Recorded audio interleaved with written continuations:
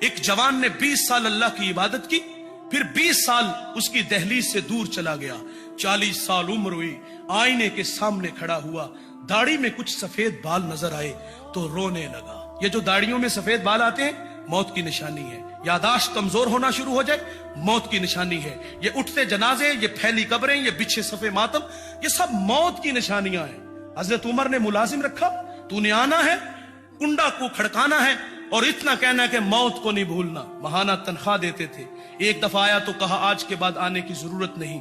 کہا حضرت کیوں؟ آپ نے داڑھی میں سے ایک سفید بال کو الگ کیا۔ فرمایا اب یہی چین نہیں لینے دیتا۔ ہم نے بڑے ایسے لوگ دیکھے قبر میں ٹانگیں ہوتی ہیں، پوری پوری داڑھی سفید ہو جاتی ہے، لیکن عملے باز سے باز نہیں آتے۔ وہ میاں صاحب نے کہا تھا نا کہ ہڈیاں کھڑکن گوڈے کمبن، اڑ گیا لک تیرا، ہجے بھی بدیوں باز نہ آیا، جیو مرد لیرا۔ قبر میں ٹانگیں ہیں لیکن عملے باز سے پھر بھی باز نہیں آتے۔ اس جوان نے جب اپنی داڑھی میں سفید بال دیکھے تو رونے لگا اور کہتا ہے کہ مالک 20 سال تیری نافرمانیوں میں گزرے، گناہ کر کر کے اب تو زندگی سے تنگ آ گیا ہوں، اور کہتا ہے مالک اگر میں لوٹ آؤں تو، اگر میں پلٹ آؤں تو کیا میرے لیے کوئی گنجائش ہے؟ جوانوں توبہ کا در کھلا ہوا ہے، سورج ابھی مغرب سے طلوع نہیں ہوا، وہ آ گیا تو آواز آتی ہے او میرے بندے، تو نے 20 سال میری فرما برداری کی، میں نے تیری عبادت کو قبول کیا، پھر 20 سال میرے حکموں کو توڑا، میری راہوں سے دور چلا گیا، مجھے ناراض کیا، میں نے تیرا انتظار کیا، تجھے مہلت دی، آج 40 سال تیری عمر ہو گئی ہے، اتھرو میری چوکھٹ پہ لایا ہے، آواز آتی ہے تیرا رب بڑا رحیم ہے، تیرا رب بڑا کریم ہے، میں نے تیرے ماضی کے سارے گناہ معاف فرما لیے۔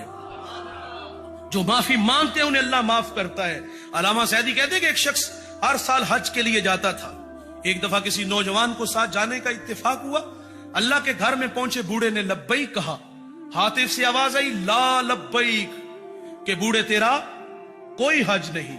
عبداللہ ابن مبارک ایک بہت بڑے محدث گزرے ہیں، آپ طواف کعبہ کر رہے ہیں، لبیک کہا تو وہیں گر گئے، لوگوں نے آب زمزم منہ پہ چھڑکا، ہوش آیا، سوال کیا حضرت اچانک سے بے ہوش ہوئے، کیفیت بدلی، کیا ہوا؟ تو آپ فرماتے ہیں کہ جب میں نے لبیک کہا تو مجھے ڈر لگا کہ کہیں لا لبیک کی آواز نہ آ جائے۔ علامہ سعدی لکھتے ہیں کہ ایک شخص اللہ کے گھر میں سنگریزوں پہ سر رکھ کے رو رہا تھا اور کیا کہتے ہیں، اللہ مجھے قیامت کو اندھا اٹھانا، مجھے لوگوں کے سامنے شرمندہ نہ کرنا۔ یہ درد میں ڈوبی ہوئی آواز کسی گناہگار کی تھی، کسی اوگن ہار کی تھی؟ کوئی میرے جیسا گناہوں کی گٹھڑی اٹھا کے 7 سمندر پار گیا اور اپنے کیے ہوئے جرم یاد آئے اور اپنے کیے پہ رونے لگا، ندامت کے اتھرو بہانے لگا؟ علامہ سعدی کہتے ہیں کہ گدھا اگر عاجزی کرے تو اس کی عاجزی نہیں ہوتی، عادت ہوتی ہے۔ میرے جیسا بندہ جا کے کہے کہ یا اللہ مجھے معاف کر دے، میرے گناہوں سے درگزر کرنا، قیامت کو اندھا اٹھانا، اپنے بندوں کے سامنے شرمندہ نہ کرنا، بات سمجھ میں آتی ہے۔ صاحب جو وہ رو رو کے کہہ رہا تھا نہ اٹھانا، شرمندہ نہ کرنا، وہ کون تھا؟ جب آگے بڑھ کر دیکھا گیا تو وہ وقت کا شیخ عبد القادر جیلانی تھا۔ والذین یبیتون لربہم سجدا وقیاما، یہ وہ جوان ہے جس کی راتیں کبھی سجدے میں تو کبھی قیام میں گزرتی ہیں۔ یہ وہ جوان ہے جس نے 40 سال عشاء کے وضو سے فجر کی نماز پڑھی ہے۔ یہ وہ جوان ہے جس نے ہر شب میں 1 مرتبہ قرآن مجید کی تلاوت کی ہے، یہ 15 سال کا وظیفہ ہے۔ اور صاحب یہ ان کی کیفیت ہے۔ سوال ہے مجھے بتائیے گا، میں اور آپ بھی حج عمرہ کے لیے جاتے ہیں، کیا ہماری کیفیت ایسی ہوتی ہے جیسے ہمارے اسلاف کی تھی؟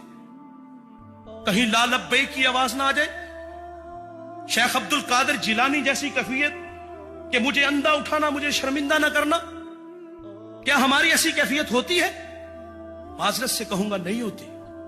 وہ بڑے معقول لوگ تھے، وہ تقوی و عبادت والے لوگ تھے، ان کی صحبت میں بیٹھنے والے لوگ واصل باللہ ہوتے تھے، ان کی صحبت میں بیٹھنے والے کتنے کتنے جنازے اٹھتے تھے، لیکن اس کے باوجود بھی وہ اللہ سے ڈرتے تھے، روتے تھے، کہیں ددکار نہ دیے جائیں، کہیں لا لبیک کی آواز نہ آ جائے۔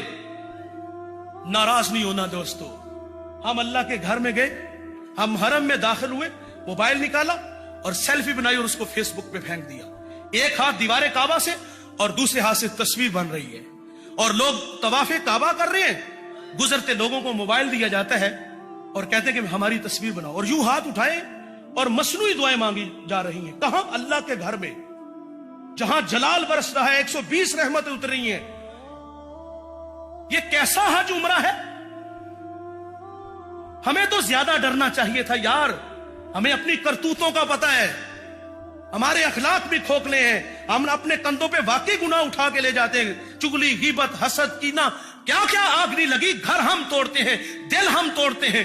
ہمیں تو زیادہ ڈرنا چاہیے تھا, لیکن ہم نے وہاں تصویریں بنائی اور اس کو فیس بک پہ پھینکا. اور یار کیا حج عمرہ موبائل کے بغیر نہیں ہوتا؟ اس کو ہم رہائش گاہ پہ نہیں چھوڑ کے آ سکتے؟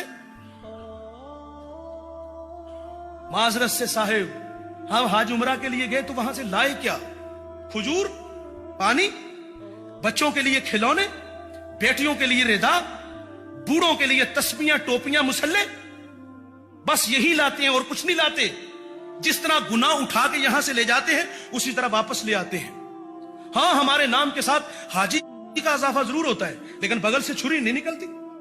اخلاق اچھے نہیں ہوتے, پیشانیوں میں سجدوں کا نور نہیں آتا, آنکھوں پر حیا کے پہرے نہیں بیٹھتے. بڑے فخر سے بتاتے 50 حج کیے ہیں. کوئی کہتا یار مجھے تو پتہ ہی نہیں کتنے عمرے کر دیے, نظر تو آ نہیں رہے. رویے تو اسی طرح ہے ہمارے. وہ ایک زمانہ تھا, ہم اپنے بچپن میں سنتے تھے, 34 سال میری عمر ہے, ہم اپنے بچپن میں سنتے جس کا بچہ ٹھیک نہیں نہ ہوتا تھا, اخلاق اچھے نہیں ہوتے تھے, آوارہ ہوتا تھا, تو لوگ کہتے اس کو عمرے پہ بھیج دو. یقین جانی جب پلٹتا تھا تو حجاب کے پہرے ہوتے تھے. آج کتنے کتنے حج اور عمرے ہم نے کیے ہوئے, اخلاق بہتر نہیں ہوئے. تو یہ ضمناً کچھ باتیں تھی جو میں نے عرض کر دی. اس بوڑھے نے لبیک کہا تو ہاتف سے آواز آتی ہے لا لبیک, بوڑھے تیرا کوئی حج نہیں. ساتھ جو